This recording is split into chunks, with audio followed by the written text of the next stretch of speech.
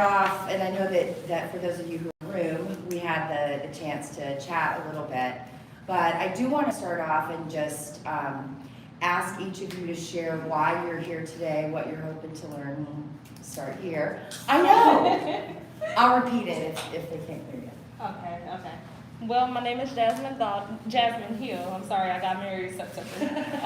My name is Jasmine Hill. I own Jars by Jazz. Jars by Jazz is a no-bake cheesecake business. So I sell the assortment of different flavors of cheesecakes, depending on the season as well. And I also do catering events. My why is, and I was always on the hunt, for something. And I just now realized that was for fulfillment. So I think now, as being a startup business, a huge part of my why and what really drives me is to recognize the talent and the creativity in my own backyard.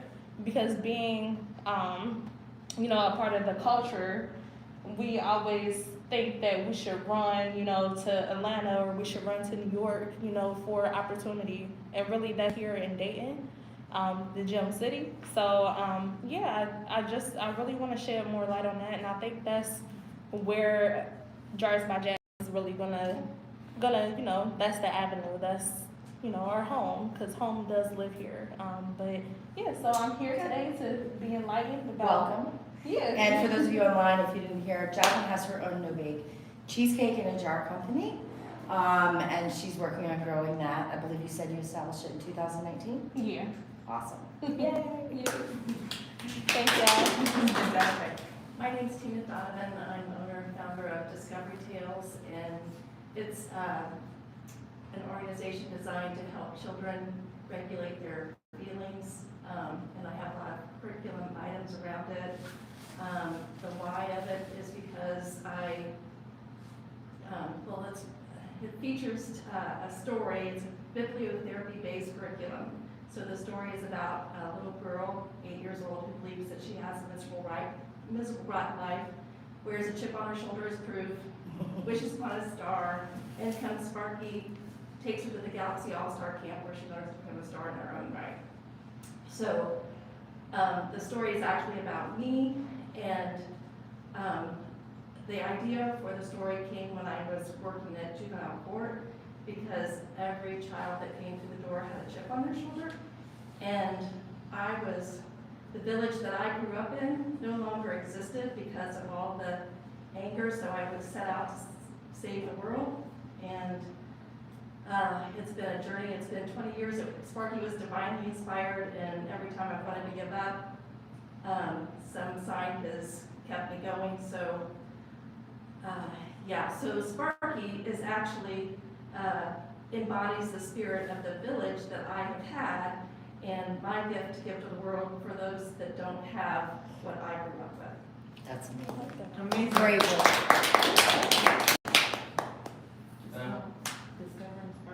Discovery Tales. Yes. I have a website.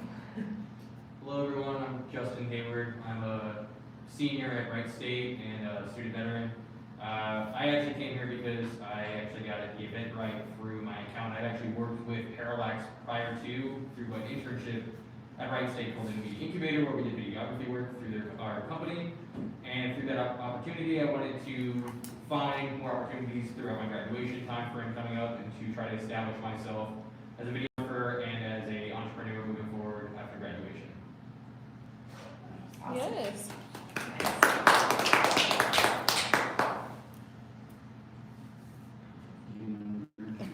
I'm Audrey. I haven't watched Dayton, so. We're all here thanks to Audrey's efforts. Of the emails you receive and the social media, so if you ever have questions about getting connected, please reach out. Afternoon, everybody. I'm Scott Swanson, and I am actually with Parallax. Work with one of the sister divisions of LaunchPad in science and technology, and I'm here in basically a support mentoring role. Welcome. Thank you for being here.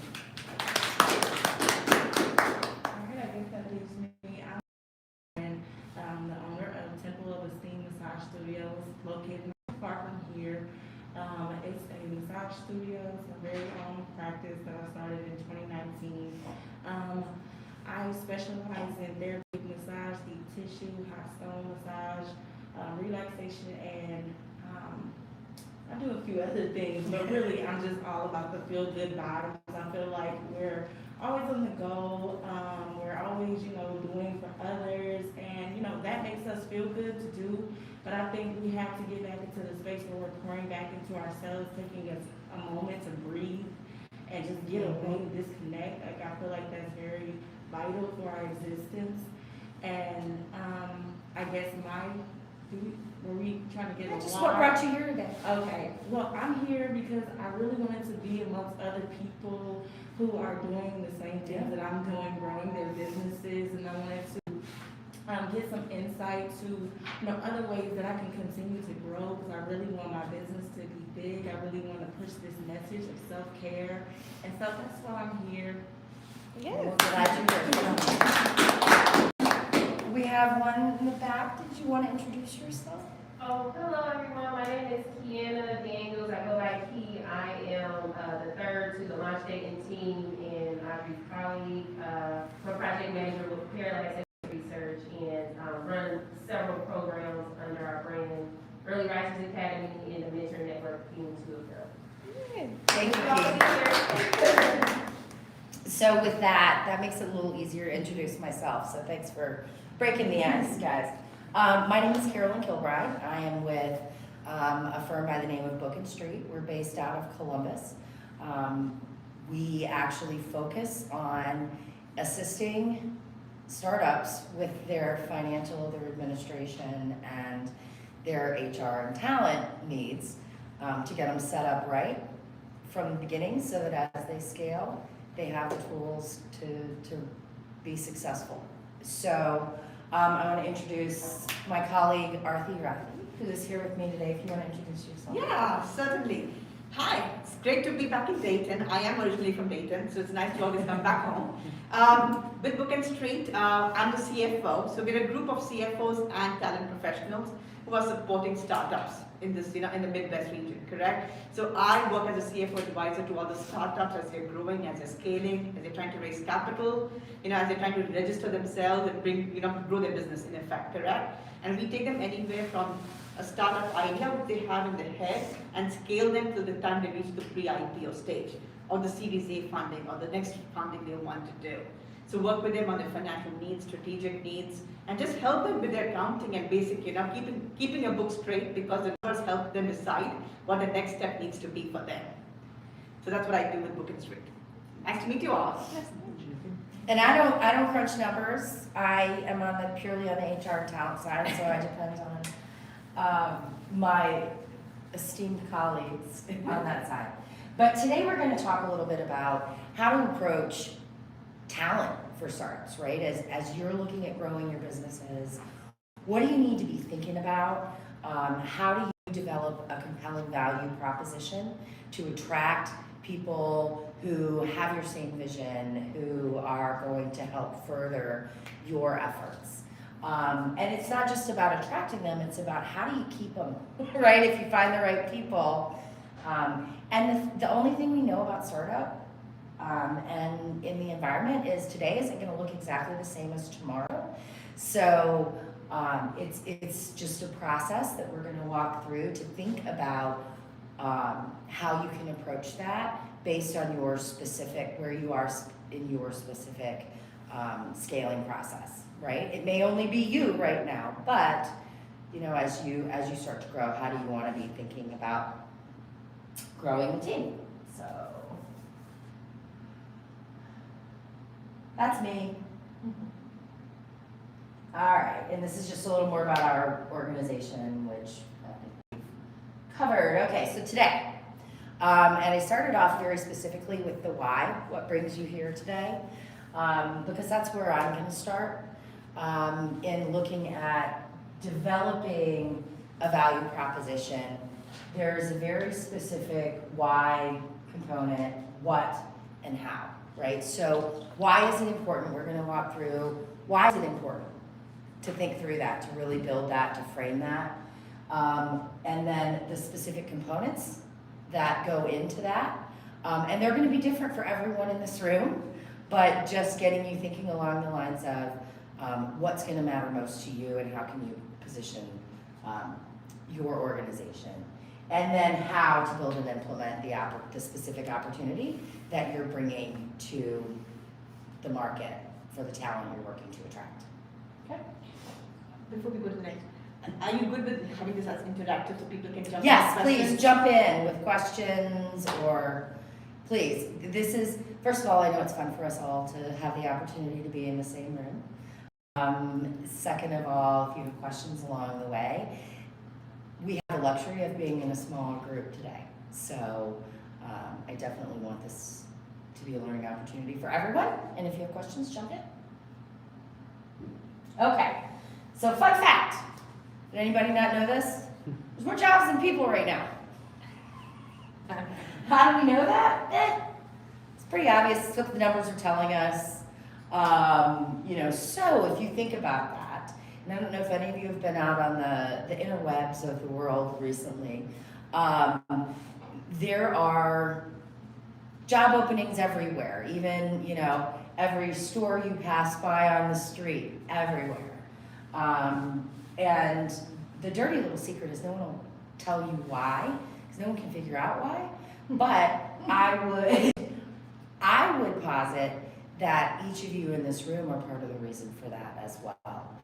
Because you have chosen to bet on yourselves instead of depending on other people. And I think that that's a trend that we are really seeing. And it's encouraging. So this is what the numbers are telling us.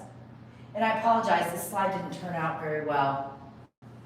But I just did a little digging out on LinkedIn to just demonstrate what is going on. And I just want to point out, these are traditional jobs, right? These are jobs where, people may 10 years ago have been beating down the doors to get an opportunity with the PwCs, the Deloittes, the Great American Insurance, DICE, US Bank, examples. And I've just pulled a random smattering between technology and accounting because, well, there's always lots of those jobs. If you look, every single one of these, 2 months has been posted on LinkedIn. Do you see how many applicants? 0. 0. Here's a Java developer, 0 applicants after a month. 3 months, none. 4 weeks, 0. So we see this trend. I mean, these are employers that people would have been fighting for the opportunity years ago. Well, that paradigm has clearly shifted. And I would encourage everyone in here to think about, in your own reasoning, why you think that is. Lots of people publish lots of things and act like they're the experts and they know why. But I think just looking in the mirror with some of the amazing things that each of you are doing, I think there's an explanation there. People are eager for something else. So let's fast forward. Okay, so why? Why do you want to be thinking about this? Why is it important to think about the value proposition? We'll go into this. Okay, so the bottom line is each of you have a compelling story. There's a reason you are in the place you are now. You were inspired to do this. That story is compelling. Tell it. If others don't hear it, if you don't share that passion, others aren't going to understand where you're coming from. And that's what is going to draw people to you, right? So how do you frame that story? How do you tell your story? Because it is a compelling one. And that messaging is really going to resonate. We talked a little bit about where are all the people. Obviously, we know that the labor market right now, the needs are outpacing the available talent. So if you think about that, we just saw all those jobs with zeros, right? Nobody. You think about how you attract people to your organization, to your specific opportunity, whether it's a customer or whether it's a potential employee. If you're telling your story, you're drawing them in. And the bottom line is you may only have a split second or 10 seconds of their time through a headline, through the story that you're telling, to engage them to learn more. So frame out your story, and we'll talk about how you do that. And that's what's going to set you apart. Okay, what? Okay, so these are the elements of a great, what I would consider a great value proposition. And it's interesting, I know at least for the individuals around this table, we had the opportunity to chat a little bit about what you're doing, what has compelled you to do this work. And I heard these two things over and over. The chance to do interesting work, the opportunity to make an impact, whether it's in Jasmine's talking about impact to your community, whatever that community is. I know Jasmine is dedicated to saying Dayton. She wants to further enhance the Dayton community. You were talking about the community of support that you grew up in. Again, the opportunity to be impactful is really what is driving satisfaction. It's what has driven you to doing what you're doing now, right? All right, so we'll talk a little bit about company culture. My point with company culture is you want to be intentional on that, right? If you're growing and you are an individual business, you know what you think, right? You know what you want out of yourself, and you know what your vision is. But as you start to grow and scale and invite others into your world and your vision, you want to make sure that they're paddling in the same direction you are. So that culture, we'll talk about some specific ways to do that, but that culture that you define is paramount, that others know and understand the expectation, the culture you're creating, and that they are interested in the furtherance of that. Okay? We talked about interesting work, right? When we're putting together your sell and your compelling story, why is the work interesting? Define that, because I may not know. What is the impact that someone coming into the organization can have, whether that's to the community, whether it's developing novel products, whether it's being able to do more than one thing, right? And not being defined in a narrow swim lane. What is the impact, and define that so they can see it. And then of course we have the components of looking at how to build out a compensation strategy that will enable you to bring those who are on the same page with you on company culture, want to do interesting work and have impact from a compensation standpoint and a benefit standpoint. Okay? Questions? Am I boring you guys? Okay. All right. So I just want to start with company culture.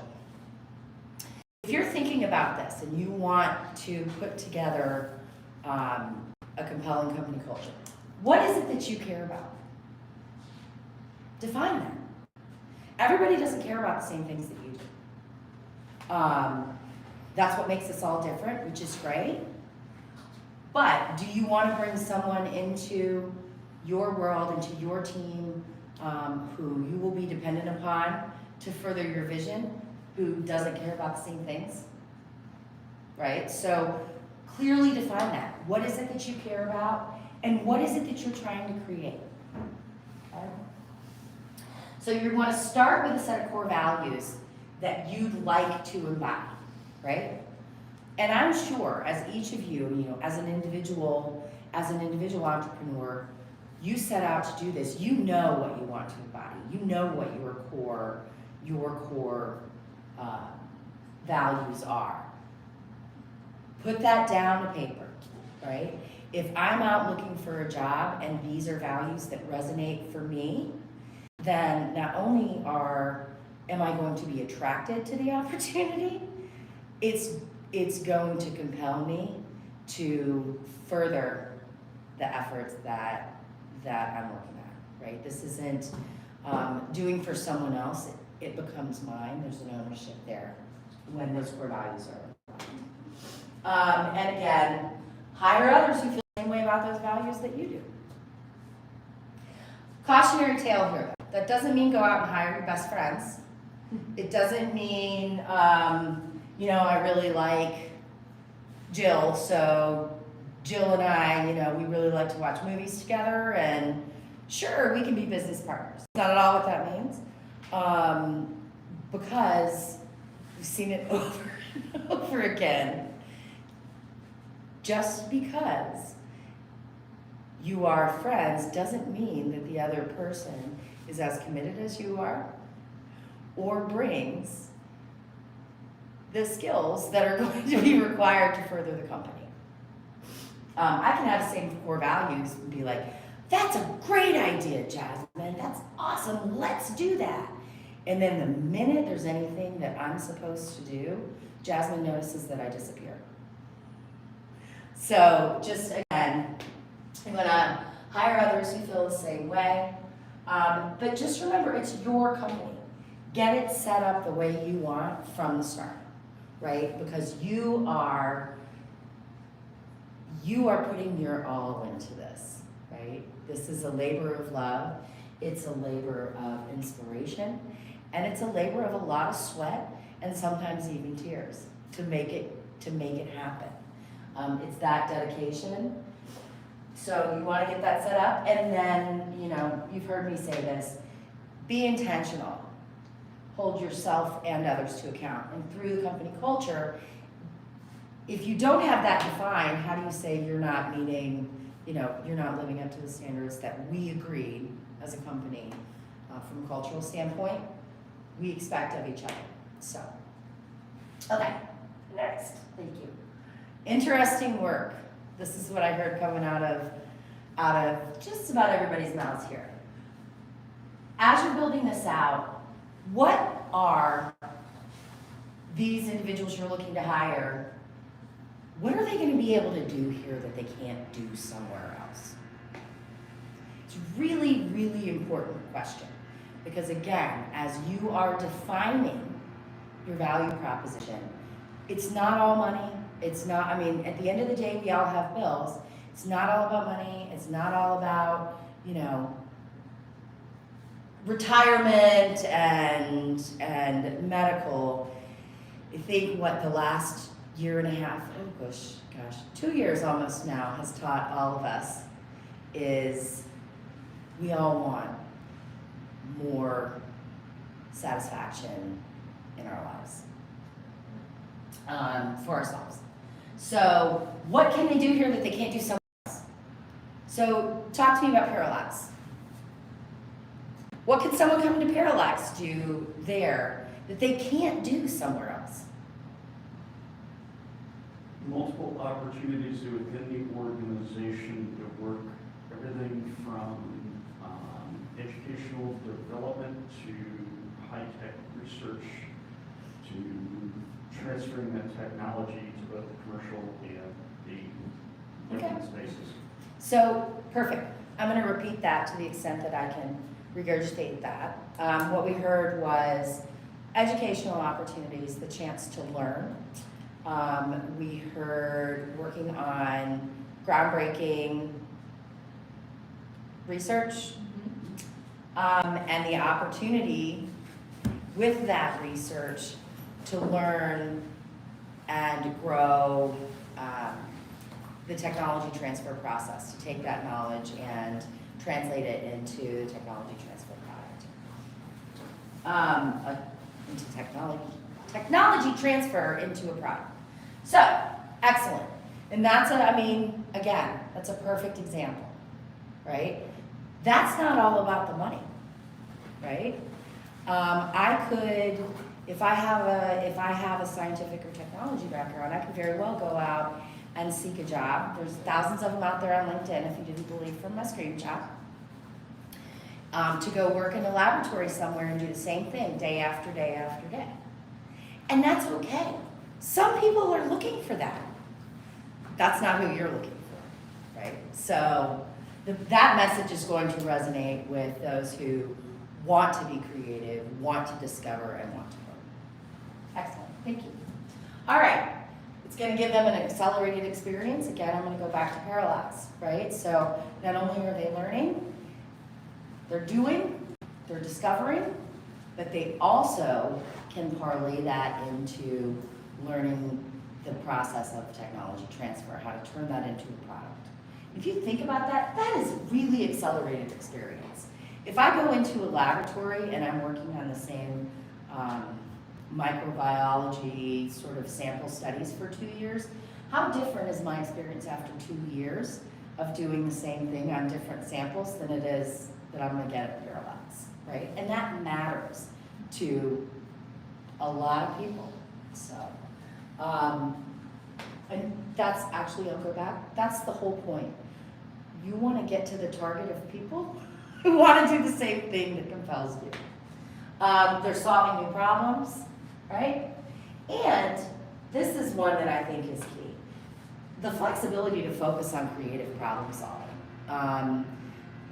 For what we've all started to figure out is the larger the organization, the more bifurcated processes can become, and suddenly jobs can feel like they become very production oriented, right? You get this much of a line of sight into one piece.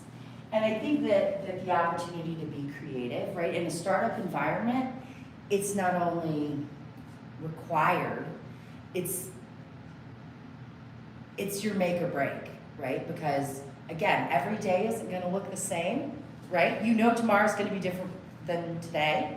You know next month is gonna be different than next year. And you have to be able to problem solve on the fly to be successful in that. And I don't know, I'm really driven by that. It's what makes me love what I do. Okay, thank you. All right, impact. So you spoke to the learning opportunity.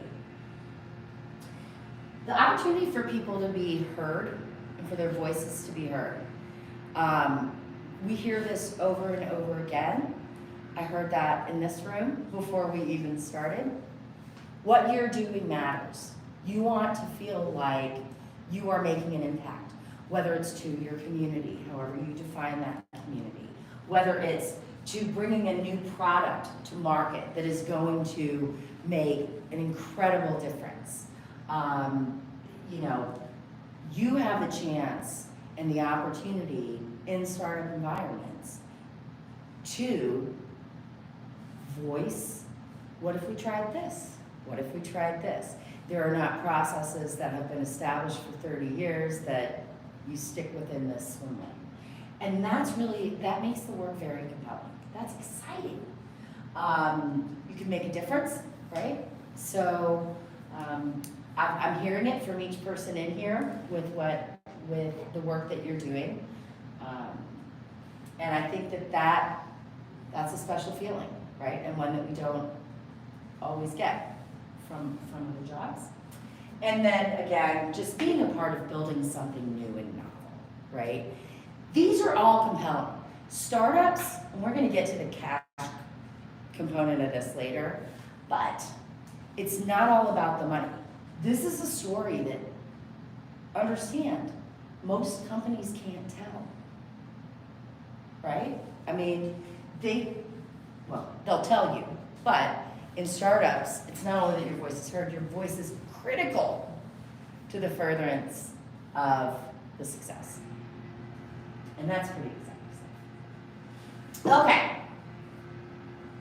Did I jump one? Nope. All right. Compensation. Questions? All right, so let's talk about compensation. Because the reality is, in startups, you are either investing your own money, right? You're operating, every single penny counts, right? If you're working with some investment capital, you have to answer to your investors. They want to understand the value of their investment. There's not a lot of money, right? There's just not. If you're operating on grants, so every single penny needs to be used wisely. Early on in the startup, we look at cash, so these three components. You may not have a lot of cash. That's the reality. So cash would be for any regular paychecks, right? So this is gonna be what's coming out of the account every pay period specifically. You wanna look at incentive comp. Incentive comp would be any bonus opportunity, and we'll talk more about some different ways to approach that. Whether it's looking at performance-based, and performance-based can be based on the achievement of specific goals. It can be based on specific sales. It can be based on product deliverables. But the reality is incentive isn't money that's going out the door. Someone has to earn it. It's not a regular drop. And then there's equity, right? So oftentimes with startups, we get the question about equity, and our team happens to focus on equity comp planning quite a bit, because equity can seem very early on like, oh, we don't have any money to give you, so we'll give you 5% of the company. That's not free. That can cost you so much more in the long run as the organization grows, and we'll talk more about that, and I'm sure Arpi has some stories about that she can share as well. But the bottom line is, again, be intentional. You have to benchmark, right? You have to benchmark what the market is doing from a cash, from an incentive, and from an equity standpoint for the roles that you're trying to fill. Because that will tell you from a total compensation standpoint, right, which would include all of these potentially. From a total compensation standpoint, if this is where we need to be, what are the pieces and parts that we have to potentially get there to attract the right workforce? And we look at that mix, right? So in startups, maybe you don't have a lot of guaranteed cash to distribute on a regular basis, but you can heavily incentivize a position. A good example of this would be in a sales role or business development role, right? If the success and the furtherance of the business is critically tied to your ability to sell more product, you absolutely want that mix to be heavier on the incentive, because as that money is coming in, they're making the money for you. That's fine. Your revenue is growing. Your stream of revenue is growing. But if you spend all of that on the cash compensation side, then they're not incentivized to continue to grow the organization. And I think this is important when you come, depending on the stage of your business, correct? If you're an early startup, super early startup in your first few years, correct? Cash is king. No two ways to it. Every penny is going to count. So do you want to spend all that in your salary and your headcount, or do you want to reinvest it in the business to grow your product? Correct? So the kind of people you bring to your organization is going to depend, because that's when the shared vision, what Carolyn was talking about, is so critical. They have to share in the vision and understand what that interest is or what the end goal is to be investing their time in. Otherwise, it's going to be difficult that you're not going to have the right people. And you're going to be expending more energy trying to train them, invest in them, and they may be out of the door in 6 months because it's not what they want. And it is a waste of time and effort for you because you're 6 months behind the ball curve now. And thank you for jumping in there. Because the other thing that I'll say about cash compensation, once it's spent, it's gone. It's gone. So you go out and you bring someone on board who says, I have to make, just make this up for an even number, I have to make $100,000 a year. and you say, okay, sure, we'll pay you $100,000 a year. I'm sure you've all, I hope none of you have worked with them before, but I have. There's poison in every environment, and that's what we're trying to help you avoid is once that money's spent, you bring someone in, it takes 5 months, they're not doing anything, and you've already spent almost $50,000 and gotten nothing out of them. Not only that, they've drained time from you trying to get them on track. So it's just creating work for yourself. If they're incentivized to bring in more work and they're not meeting their goals and they're not bringing in that revenue, then you haven't spent the money. It's still in the bank. Okay? Would you recommend off of that, like, because my company is very like service based, so like we don't get paid until the product's like produced and delivered to the customer, of like profit sharing and something like that. So if they increase production rates, then they kind of get a bonus. Yeah, I mean, and I think that would be thrown into benefits, and I think that's another compensation tool. Profit sharing is Absolutely. definitely a good way to A good way. and build accountability. Absolutely. Correct? Because that's what drives and motivates them, and that's what you want from those people you hire. Yeah. Right? So that is definitely a very good avenue to add along with your overall compensation package. Yeah, thank you for bringing that up. Yeah. But that mix can change, so you can have more, like if you think about a weightage, correct, you can have 60% on that and 40% on a basic check, so that they have their bills to pay. You see what I'm saying? Yeah. So that ratio can change depending on what you are and what you want them to do. Yeah, because right now, I'm just with, you can go to McDonald's for $16 an hour, which is an insane place that we Exactly. live right now. A lot of, like, some of my employees are, they may not directly be saying it, but like, they see the McDonald's boards saying that you can walk in Sure. with no skill for $16 an hour. So just trying to figure out a way that, some weeks they're super productive and they're like, they're worth every bit of 25 or 30 an hour, but then the next week it's like, Exactly. geez, you got nothing done this week. What is going on? Exactly. So I've been trying to think of a creative way to not just increase their labor rate because I haven't seen a direct correlation with actual production with just an increased Right. labor rate. So- Correct. So we do, especially when it comes to sales, right, and even to production and operations, correct? A lot of the folks who are joining your business at the early on have a good portion of their compensation is based on targets. Okay. So based on my clients and what I've seen, right, when I analyze the salary, that's what it looks like, right? Yeah. Especially for the people in the key roles, correct, who you have specific targets for. Yeah. And then as things start stabilizing and start growing, you keep changing that, but then till that point in time, that would be the most economical use of the way you want to manage your bank balance. Okay. So yeah. And that's why I just wanted to go back to this slide. Oh, sorry. Impact. How do you think they're going to answer these questions? Do they feel their voices heard? Do they feel they're making a difference, and are they a part of building something new? So yes, I can go make $16 an hour, and that's money in the bank, but none of these pieces are necessarily covered. So again, that's all part of your value proposition in understanding, I can't necessarily do what McDonald's is doing, but I can offer something that McDonald's can. And you as a founder will very quickly know and realize whether they are delivering or not. Because then you can make a quick decision, okay, do I need to get somebody else? Yeah. Because your time is money. When you're growing a business, your time is money. Every second is equal to cash.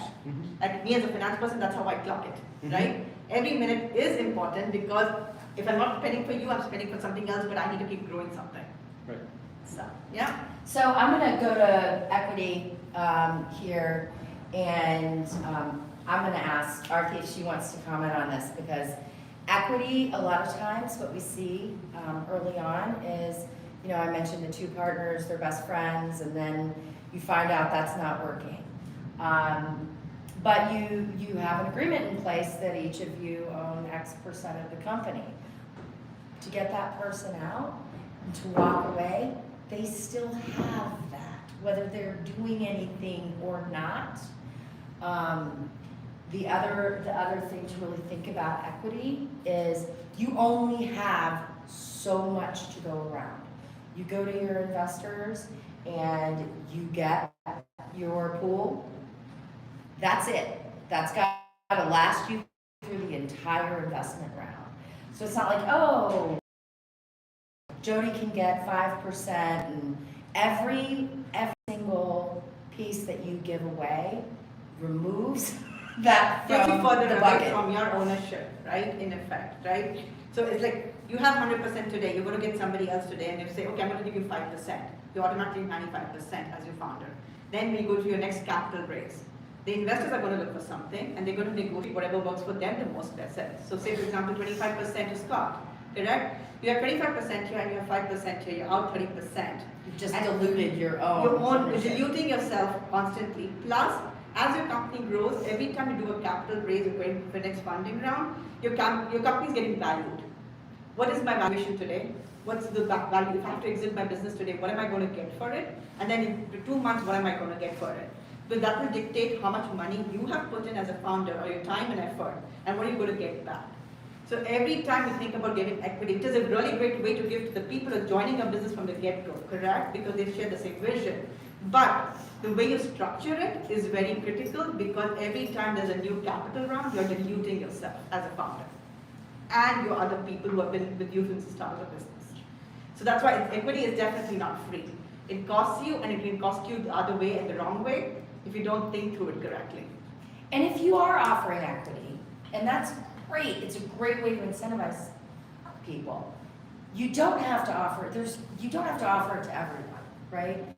You want to be intentional. Who are those who have the greatest impact, who are going to be driving the business forward to the greatest degree, and based on their efforts, bring that level of dedication and ownership that they're part of the reason we've been successful. Can't you do an equity cap? Huh? Can't you do an equity cap where you don't give away so much of the company? You can do a cap. Yes, you can do a cap, but again, it also depends on how you're negotiating with the person who's coming on board with you, correct? Right. Do they want to tie that cap to certain XYZ things? And then do you want to limit yourself because of that? But you can definitely cap. The other way to think about it is, do I give them stock options instead of giving them like a founder's stock, right? Or a full-blown thing, because then if you're giving stock options, you're holding them accountable.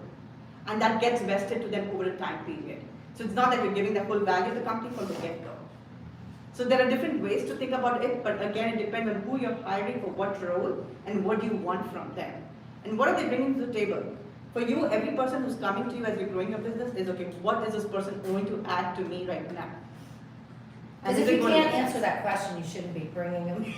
Right, if you cannot answer that, you just don't want to keep adding bodies, because that's baggage at that point in time. It's more for you to manage as an entrepreneur.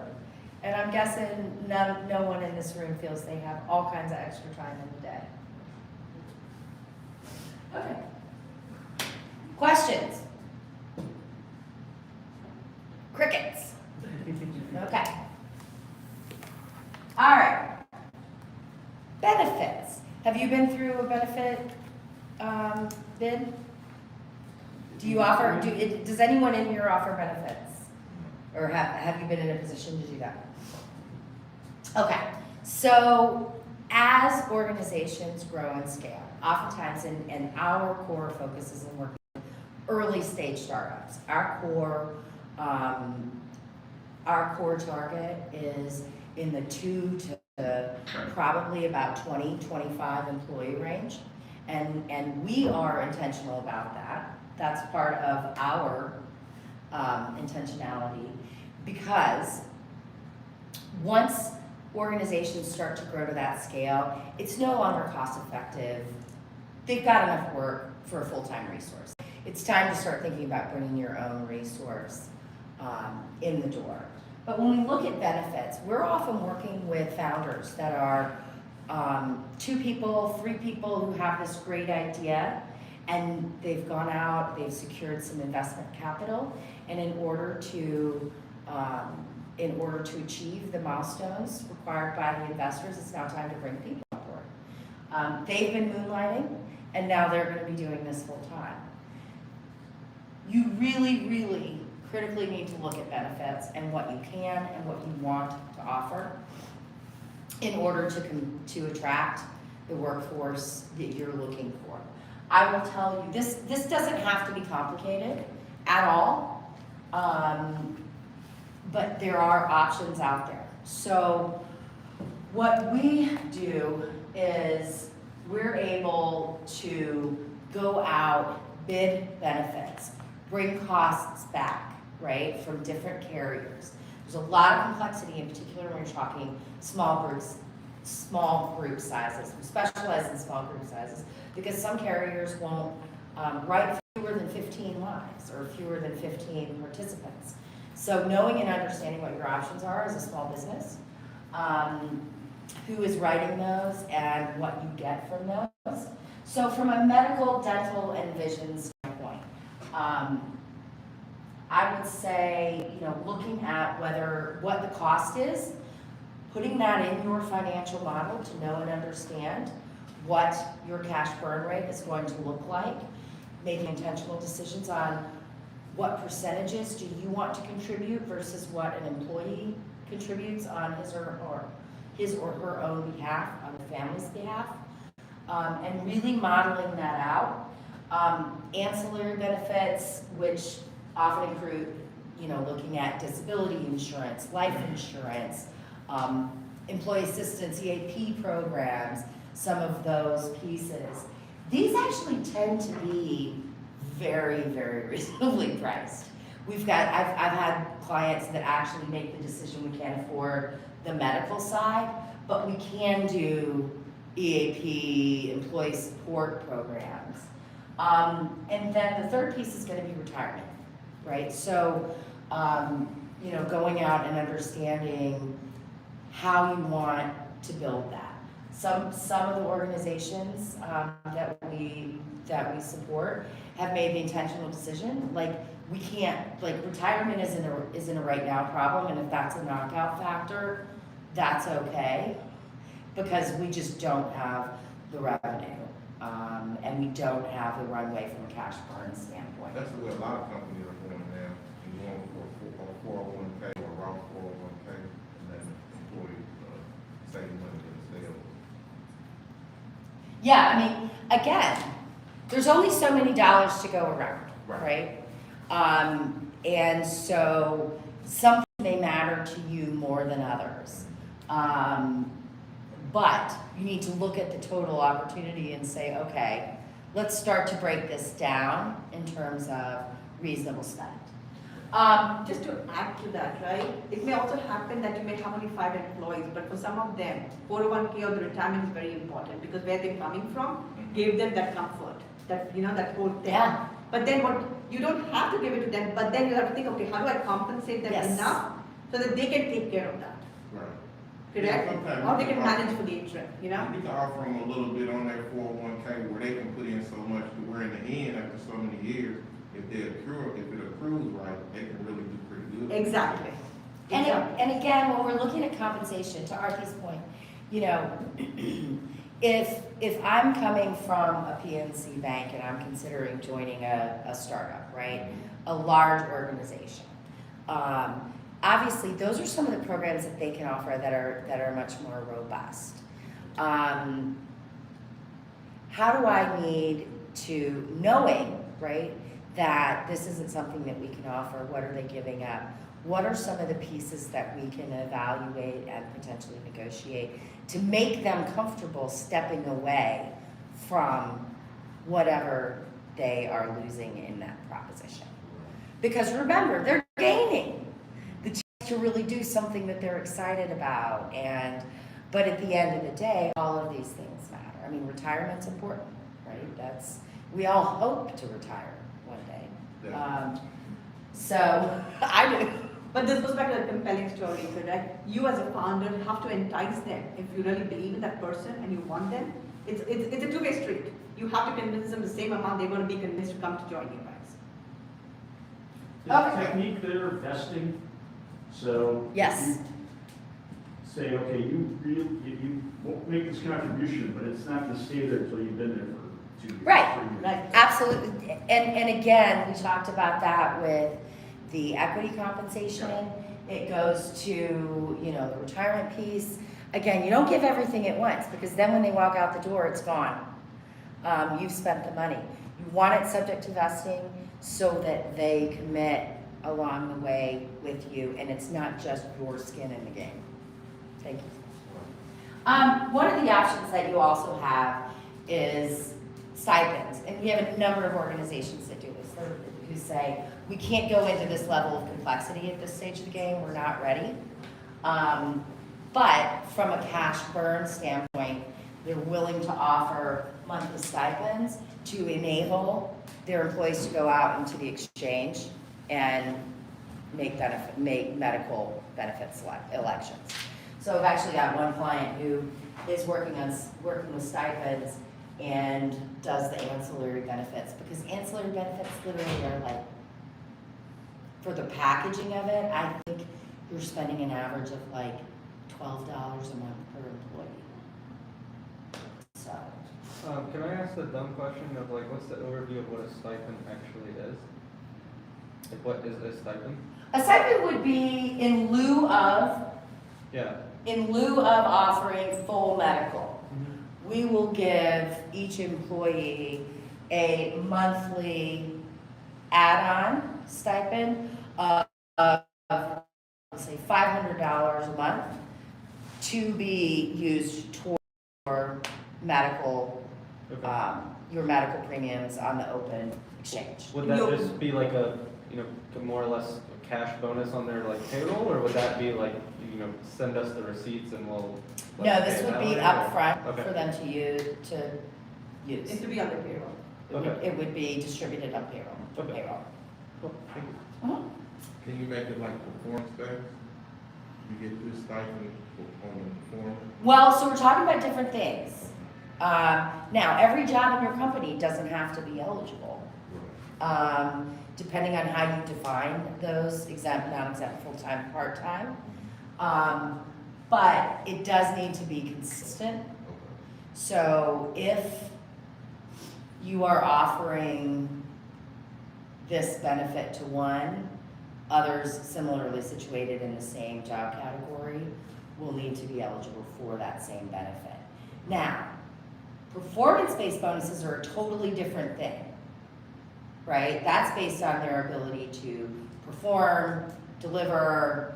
This would simply be in lieu of a company benefit offering.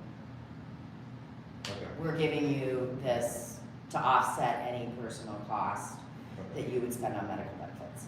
Does that answer your question? Yeah. Good. A lot of talk these days about remote work, right? So again, that's part of the value proposition for some. Are they going to be working in the office? Are they going to be working remotely? Is it going to be hybrid? These are things that matter to some employees. I will tell you, I work on a team where we are all in office. I know remote work matters a lot, that level of flexibility to a lot of people, and that's fine. We're comfortable from our value proposition standpoint that we feel we need to be co-located together and teaming. And if someone wants to work from home, that's great. It's just not a match for the environment that we are developing. We have clients that are all remote work. There's some other things you end up tackling when it's all remote. And it's an But important consideration, right? think Because about it, You have to right? think about it very, very strategically. Okay, do I really want to offer remote work for this role? You can offer it for some roles, but not for others, correct? You have to again be strategic in what you're offering and think through it, because yeah, remote work is great. Everybody's offering it, but if that's what they really want to do, then do they have the skin in the game from the get-go? If they don't believe in your passion, right? And- So. Remember, only so many hours in the day, this becomes yours to manage. Like as soon as someone is working from a remote standpoint, understand you're taking on a role, making sure that you're managing that work product, because you're not there naturally together, which is okay. I mean, but just be intentional, because that is something that people are looking for. The other thing I want to say about benefits is time off. Let's talk a little bit about time off. How do you want to define your time off policy? Because again, you're going to have to track that. So there's opportunities to look at, PTO, how many days of paid time off do you want to offer? Again, can be used for anything. Do you want to put together a vacation policy as well as a sick leave policy and define those days? Holidays, what do you want to define as holidays?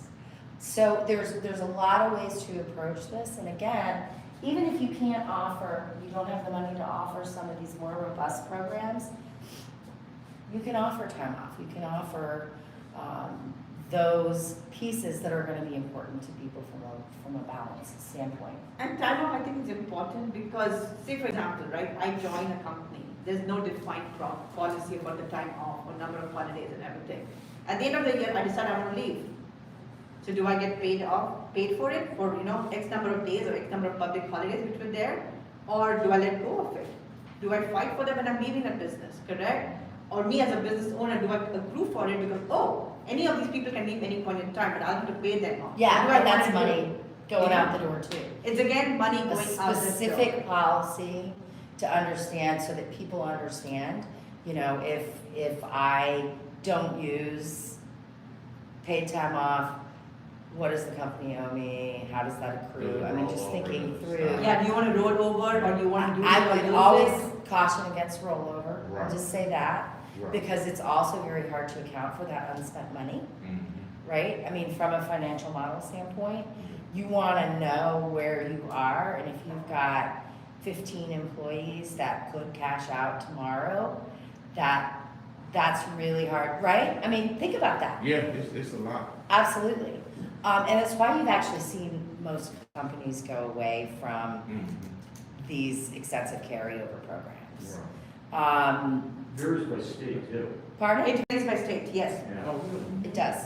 Yeah. There are different state rules which you have to follow. Like California is the most rigorous in what they define as Yes, I was gonna policy. say, California, when, you had a small company, you had the plan, if everybody goes away, you have to pay them all of their Yes, time that they have.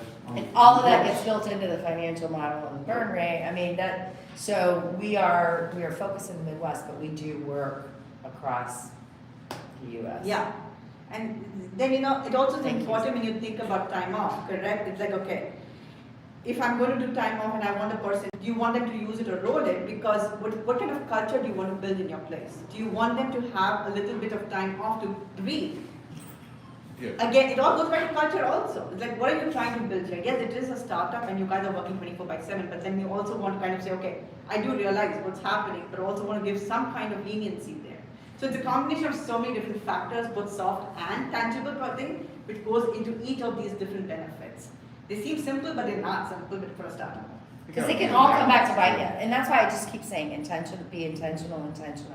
Because all the things you don't think about, as soon as it's a problem, it's like, oh, And okay. remote work for somebody out of state, many states are changing the rules for remote Yes. workers, so their rules apply to you, so you may be managing Multiple different, yes. Absolutely. Which is, Because the states are becoming smarter about it, correct? They're like, I'm working with a client right now, and we have people in different states, in Florida and West Virginia and everything, and every rule is like, okay, I have to register them, I have to register the client's business there, because then they can track who is generating what revenue in that state, even though it's a person who's just an employee, but they're generating revenue because they're working from home there.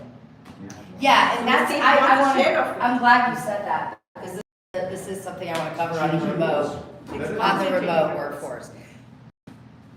States are different, so be careful, because you may not want to establish yourself as an employer in Florida just because Billy lives in Florida, right? I mean, those are real propositions or real challenges that you need to look at. It may cost you, it's gonna end up costing you more money to register your business in some of these locales than you're gaining by having someone work from home. So how would you look for a remote worker? Because for us in our company, we need some remote workers.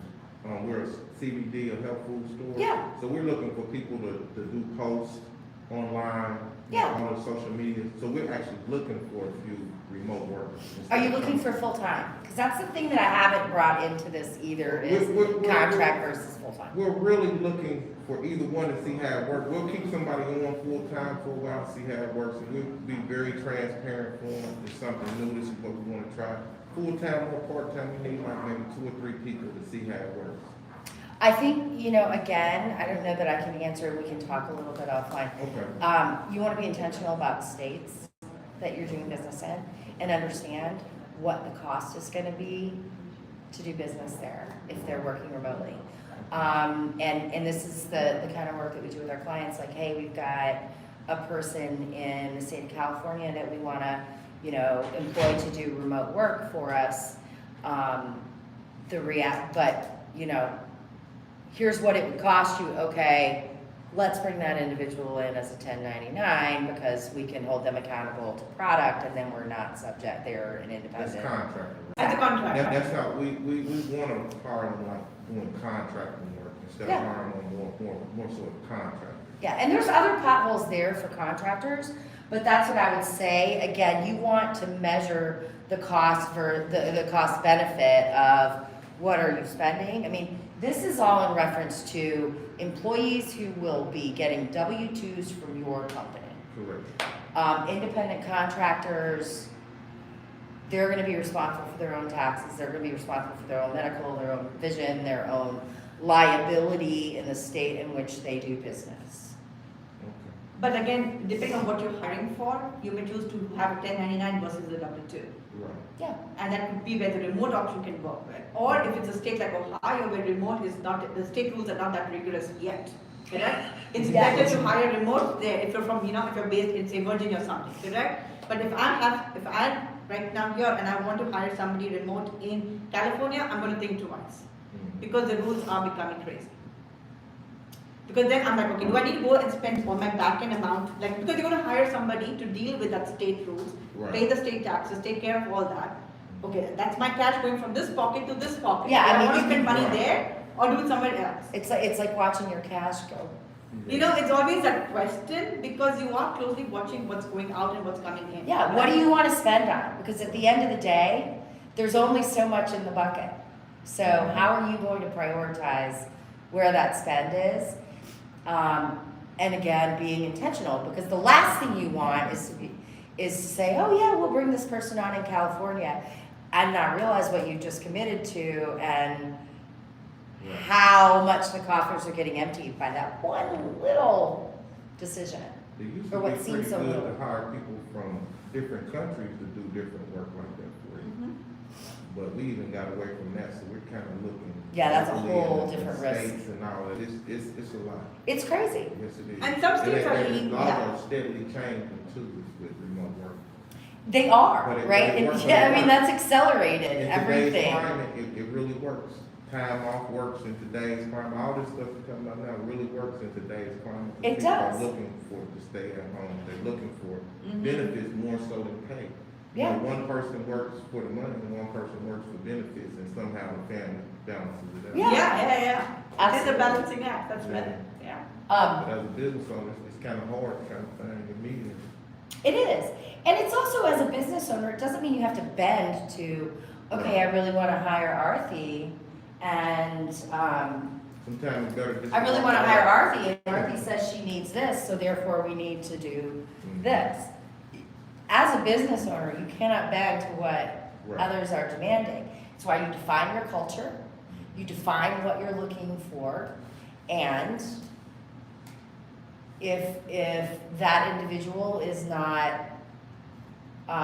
it's not what they're looking for, that's okay. You've been upfront about that.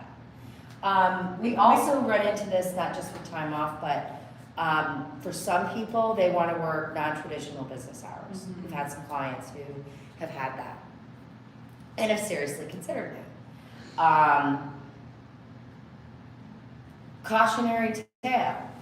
Why does that person get to work hours that I don't? And now it becomes yours to manage, you know, this person's working non-traditional business hours, why can't I do that? Can't you just hear that that's not fair? Yeah, but. Yeah. And it becomes yours to manage. Right. It's not that you can't do that, there may be a very real reason but you have to communicate what that reason is to mitigate any potential ill will. And remote working time zones. Absolutely, yes. 90% of your people are on the East Coast, and you got a few on the West Coast. Are they gonna adapt? Yeah. 24-hour time window you got to deal with. I actually worked with a company that offshored a portion of the work that supported us in the Philippines. And they worked East Coast time zone.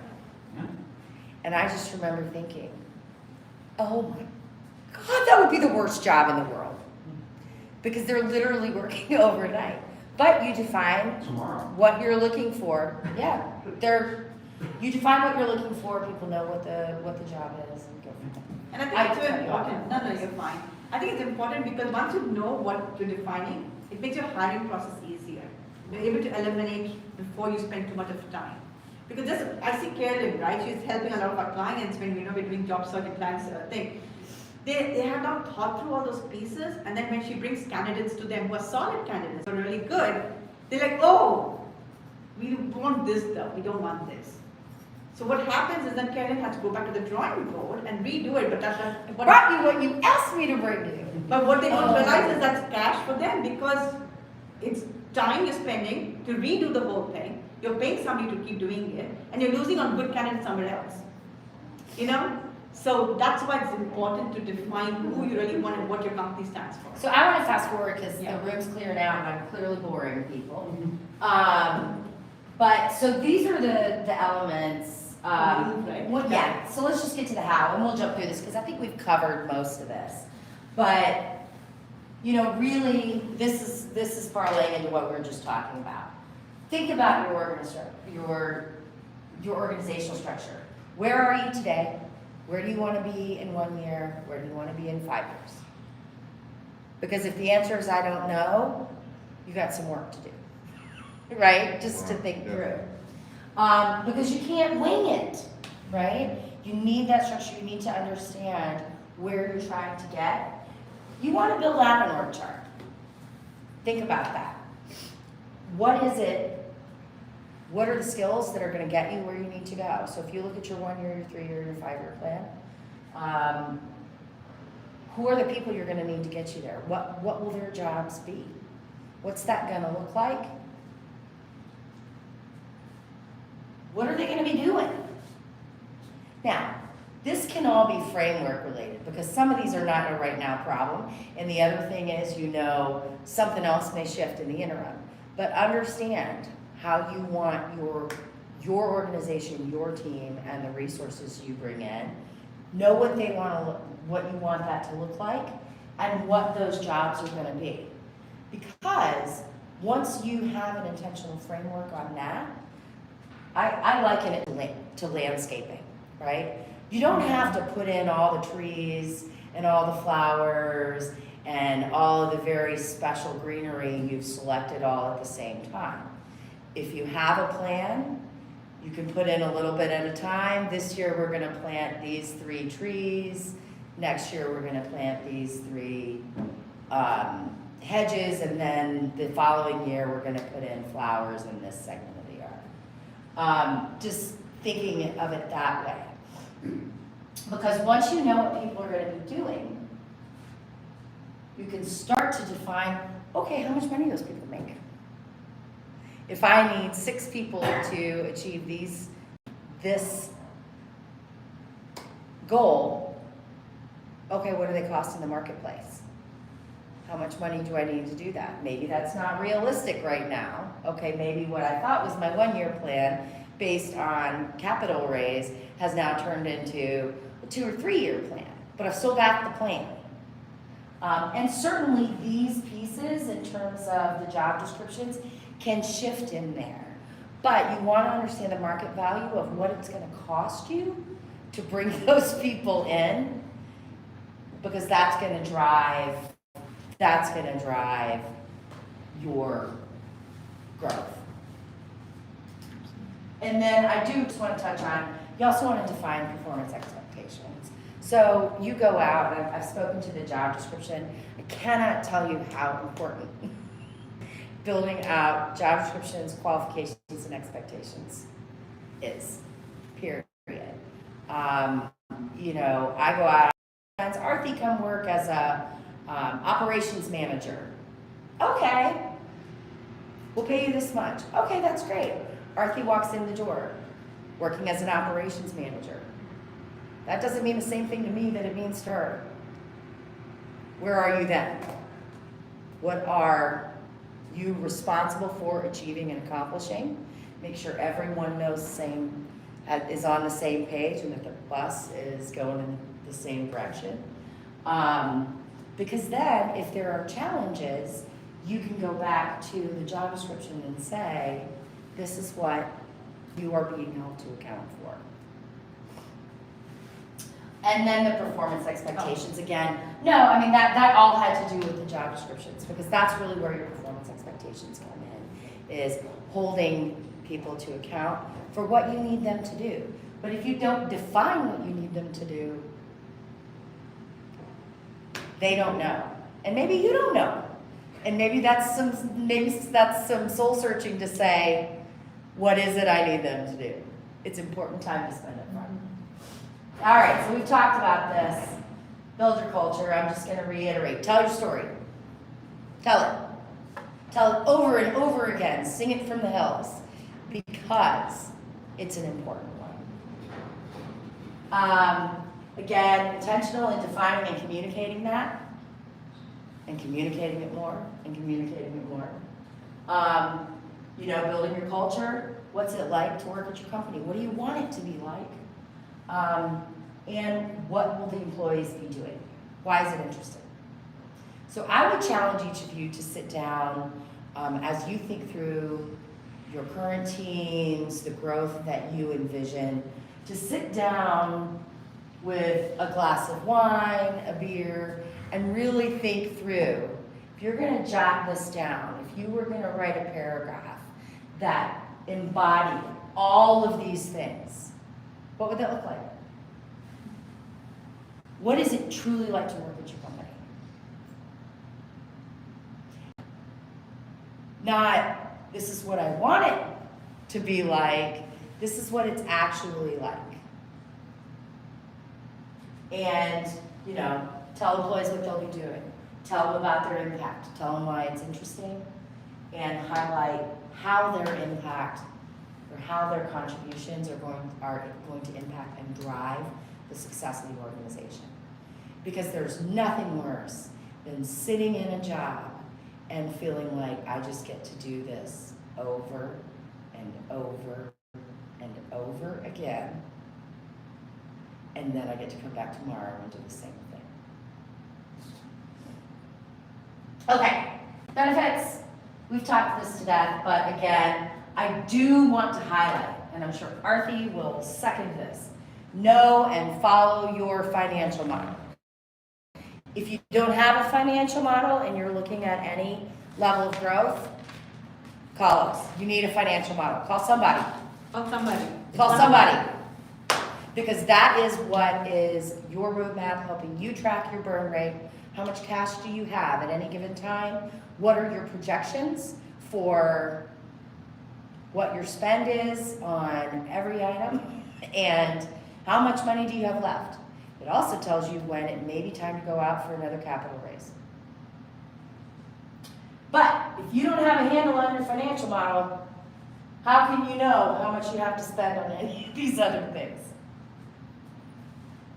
So just again,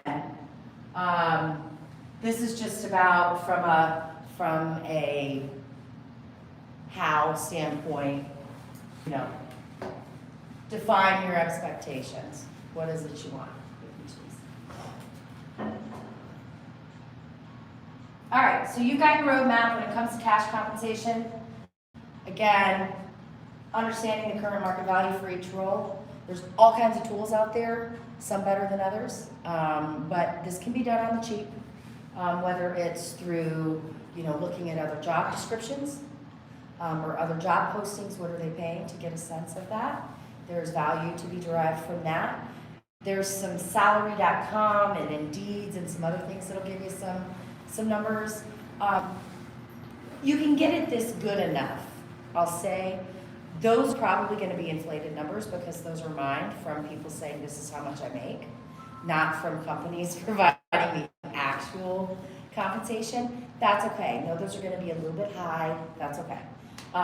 There's actual tools from a compensation survey standpoint where we can get to very specific, this is the 50th percentile in the market in this geographic region for this specific job, with this number of years of experience.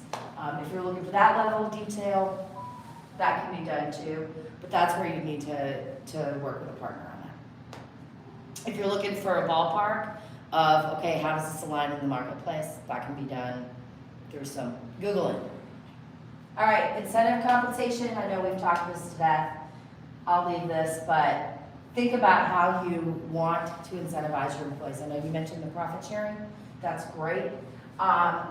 Again, you can look at performance-based, you can look at spot bonuses, right? So spot bonuses, you can look at, you know, competition, motivate each other, whoever has the most sales this month in X gets Y, right? Or it can be, Arthy's done an amazing thing, Arthy, I want to recognize you with a spot bonus. Or even just recognition in front of peers and other employees goes so far. Appreciating, individuals feeling appreciated. So, and I think we've beat this to death as well, but equity-based compensation, you want to reserve it for your long-term team. Think about who's adding the value and how you want to distribute that based on how that is going to dilute over time, the more you give it away. Do some benchmarking, we talked about that. Comp is more than cash. Equity isn't free. Again, I believe all those things have been said 1,000 times already. All right, so my contact information is here. Arthy has brought business cards as well. If you have questions, you're welcome to reach out to us. I mean, that's what we find in startup marketplace. You're busy building your business. There's all kinds of things you're trying to achieve. And the reality is, if you don't know, you can't be an expert in everything. So let us help you not step into something that's hard to unwind. I'm happy to have just an open conversation. And I know Arthy is as well. Okay. Questions? Just please stop talking. No, thank you. Thanks for being here, you guys.